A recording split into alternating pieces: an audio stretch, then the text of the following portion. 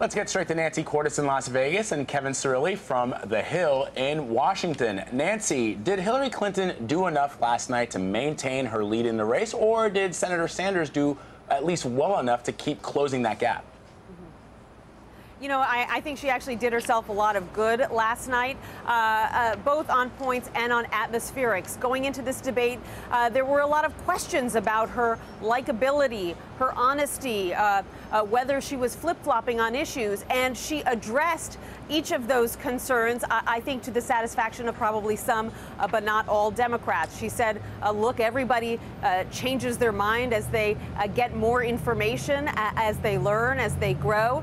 She had a ready answer for that, and she even cracked a few jokes. You know, she was smiling. You saw it in those clips that you played. She seemed to be relaxed and having a good time. I certainly don't think Sanders hurt himself. In fact, some of the focus groups actually show that he won the debate. So he did himself a lot of good. And that exchange that you played at the end about her emails is what's getting the most attention today. And he came out of it looking like the bigger person and like a hero to a lot of Democrats. Kevin, everyone is talking about the moment that Bernie Sanders said everyone was tired about hearing about Hillary Clinton's emails. What was the significance of that moment?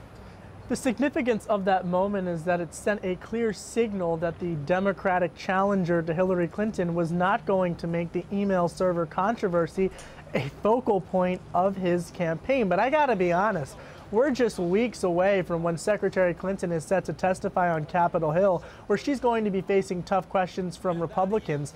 And while she has sought to argue that this is little more than a political operation, there is also a very serious FBI investigation into her use of the email server. So this is clearly a scandal controversy that she's going to have to address. And quite frankly, she didn't do it as well when she tried to defend herself on the stage last night. It wasn't until Senator Sanders said that he was sick of that actually that she was able to move beyond that issue. So it took another candidate who's beating her in New Hampshire for her to move forward on that point. Nancy, Senator Sanders defended socialism last night. Let's listen to what he had to say. We're going to explain what democratic socialism is.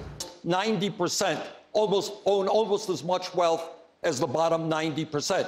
That it is wrong today in a rigged economy that 57% of all new income is going to the top 1%.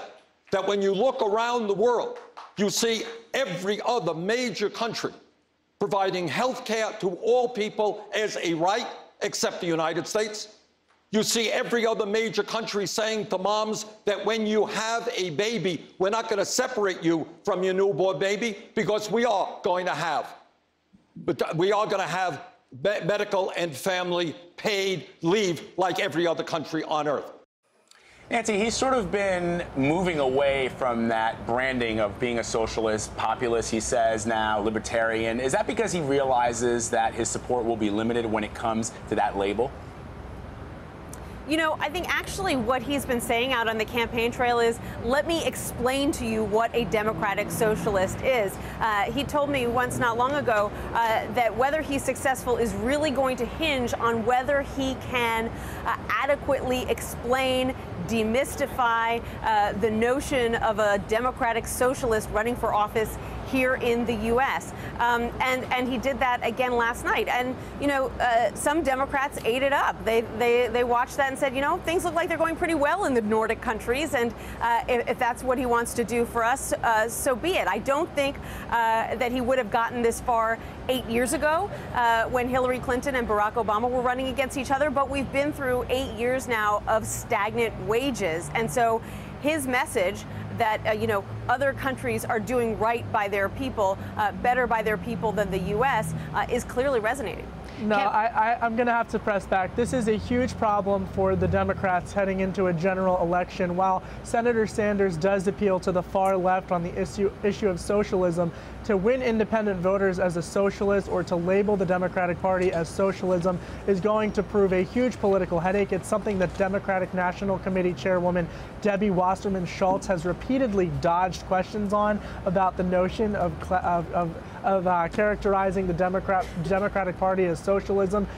you know, him talking about Nordic countries and whatnot last night, there was a very strong moment for former Secretary Clinton where she said, this is the United States. And so I think that she seemingly welcomed that contrast. She put forward her own economic plan, vehemently arguing that perhaps breaking up big banks would lead to more big banks if you break them up. So I think that he really struggled to kind of get that point across, to expand his belief system in the same way that we haven't seen Senator Rand Paul been able to catch on this cycle either. Nancy? I completely hear your point, Kevin. But, you know, the electorate is in such an unusual mood. You know, a lot of pundits argued for a long time, well, someone like Donald Trump on the right will never succeed. He held so many positions that were Democratic so recently. He says so many things that are offensive. And guess what? It hasn't mattered to Republican voters, at least not yet. So I think what we're seeing is that there's such a high degree of frustration out in the electorate that they're willing to take chances, at least for now, on people who ordinarily would not be getting the kind of support that they're getting in a presidential election. Okay, to be continued. Nancy Cordes and Kevin Cirilli, thank you both for your insight. Have a good one. Thank you. You're welcome.